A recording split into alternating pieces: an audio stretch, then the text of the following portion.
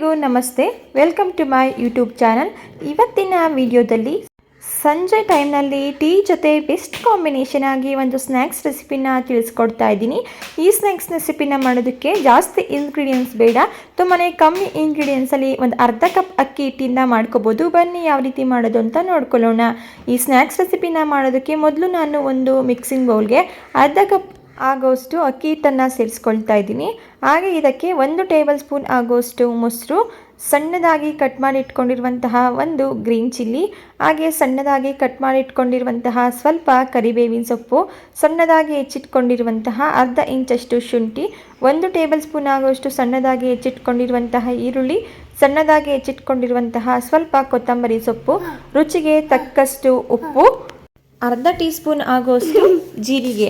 ಈ ಎಲ್ಲ ಪದಾರ್ಥಗಳನ್ನ ಸೇರಿಸಿ ನೀರನ್ನು ಸೇರಿಸದೆ ಇದನ್ನು ಮೊದಲು ಮಿಕ್ಸ್ ಮಾಡ್ಕೋಬೇಕು. ನಂತರ ಇದಕ್ಕೆ ನೀರು ಎಷ್ಟು ಅವಶ್ಯಕತೆ ಇದೆಯೋ ಅಷ್ಟನ್ನು ನೋಡಿ ನೀರನ್ನು ಸ್ವಲ್ಪನೇ ಸೇರಿಸಿ ಮಿಕ್ಸ್ ಮಾಡ್ಕೋಬೇಕು. ಸ್ವಲ್ಪನೇ ನೀರನ್ನು ಸೇರಿಸ್ಕೊಂಡು ನೋಡಿ, ನೀವು ವಿಡಿಯೋದಲ್ಲಿ ನೋಡ್ತಾ ಇದ್ದೀರಲ್ವ, ಈ ಕನ್ಸಿಸ್ಟೆನ್ಸಿಗೆ ಇದನ್ನು ಮಿಕ್ಸ್ ಮಾಡ್ಕೋಬೇಕು. ನೋಡಿ, ಈ ಕನ್ಸಿಸ್ಟೆನ್ಸಿ ಪರ್ಫೆಕ್ಟ್ ಆಗಿದೆ, ಇದು ಆಗಿದೆ. ಒಂದೇ ಸಾರಿ ಜಾಸ್ತಿ ನೀರನ್ನು ಕಲಸಿ ಮಿಕ್ಸ್ ಮಾಡ್ಕೊಳ್ಳಿಕ್ಕೆ ಹೋಗಬೇಡಿ. ಸ್ವಲ್ಪನೇ ನೀರನ್ನು ಸೇರಿಸಿ ಈ ಕನ್ಸಿಸ್ಟೆನ್ಸಿಲಿ ರೆಡಿ ಮಾಡ್ಕೊಳ್ಳಿ. ಈಗ ಇದಕ್ಕೆ ಕೊನೆಯದಾಗಿ ನಾನು ಸ್ವಲ್ಪ ಅಡಿಗೆ ಸೋಡನ್ನು ಸೇರಿಸ್ಕೊಂಡು ಮಿಕ್ಸ್ ಮಾಡ್ಕೊಳ್ತಾ ಇದ್ದೀನಿ. ಇದು ಆಪ್ಷನಲ್, ಬೇಕು ಅಂದರೆ ಸೇರಿಸ್ಕೋಬೋದು, ಬೇಡ ಅಂದರೆ ಸ್ಕಿಪ್ ಮಾಡ್ಕೊಳ್ಳಿ. ನಾನಿಲ್ಲಿ ಈ ಕಡೆ ಎಣ್ಣೆನೂ ಸಹ ಬಿಸಿಯಾಗಲಿಕ್ಕೆ ಇಟ್ಟಿದೆ. ಈಗ ಎಣ್ಣೆನೂ ಸಹ ಬಿಸಿಯಾಗಿದೆ. ಈಗ ರೆಡಿಯಾಗಿರುವಂತಹ ಅಕ್ಕಿ ಹಿಟ್ಟಿನ ಮಿಶ್ರಣನ ಈ ರೀತಿ ನಾನಿಲ್ಲಿ ಎಣ್ಣೆಗೆ ಸೇರಿಸ್ಕೊಳ್ತಾ ಇದ್ದೀನಿ. ಈ ಸ್ನ್ಯಾಕ್ಸ್ ರೆಸಿಪಿ ಅಂತೂ ತುಂಬಾ ಸಿಂಪಲ್, ಕಮ್ಮಿ ಇಂಗ್ರೀಡಿಯೆಂಟ್ಸಲ್ಲಿ ಮಾಡ್ಕೋಬೋದು. ಈ ರೀತಿ ನಿಮಗೆ ಯಾವ ಸೈಜ್ನಲ್ಲಿ ಬೇಕೋ ಆ ರೀತಿ ಚಿಕ್ಕದಾಗಿ ನಾನಿಲ್ಲಿ ಎಣ್ಣೆಗೆ ಸೇರಿಸ್ಕೊಳ್ತಾ ಇದ್ದೀನಿ. ಎಣ್ಣೆಗೆ ಇದನ್ನು ಹಾಕಿದ ತಕ್ಷಣ ಕದಲಿಸೋದಕ್ಕೆ ಹೋಗಬಾರ್ದು. ಒಂದು ಅರ್ಧ ನಿಮಿಷ ಬಿಟ್ಟು ಅವು ಬೆಂದು ತಾನಾಗಿಯೇ ಮೇಲೆ ಬರುತ್ತೆ. ನಂತರ ಅವುಗಳನ್ನ ತಿರುಗಿಸ್ಕೊಂಡು ಲೈಟ್ ಗೋಲ್ಡನ್ ಕಲರ್ ಆಗೋವರೆಗೂ ಮೀಡಿಯಮ್ ಫ್ಲೇಮಲ್ಲಿಟ್ಟು ಬೇಯಿಸ್ಕೊಂಡೆ. ಟೀ ಜೊತೆ ಒಂದೊಳ್ಳೆ ಸ್ನ್ಯಾಕ್ಸ್ ರೆಸಿಪಿ ರೆಡಿ ಆಯಿತು. ನಾವಿಲ್ಲಿ ಅಕ್ಕಿ ಹಿಟ್ಟಿಂದ ಮಾಡಿರೋದ್ರಿಂದ ಇದು ಜಾಸ್ತಿ ಕಲರ್ ಬರೋದಿಲ್ಲ, ಲೈಟಾಗಿ ಗೋಲ್ಡನ್ ಕಲರ್ ಬರುತ್ತೆ. ನೋಡಿ, ಇದು ಆಗಿದೆ, ಇದು ಇಷ್ಟೇ.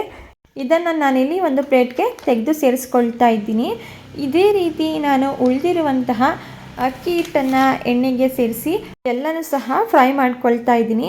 ಆದಷ್ಟು ಇವುಗಳನ್ನ ಕಮ್ಮಿ ಊರಿನಲ್ಲಿ ಫ್ರೈ ಮಾಡಿಕೊಂಡ್ರೆ ತುಂಬಾ ಒಳ್ಳೆಯದು.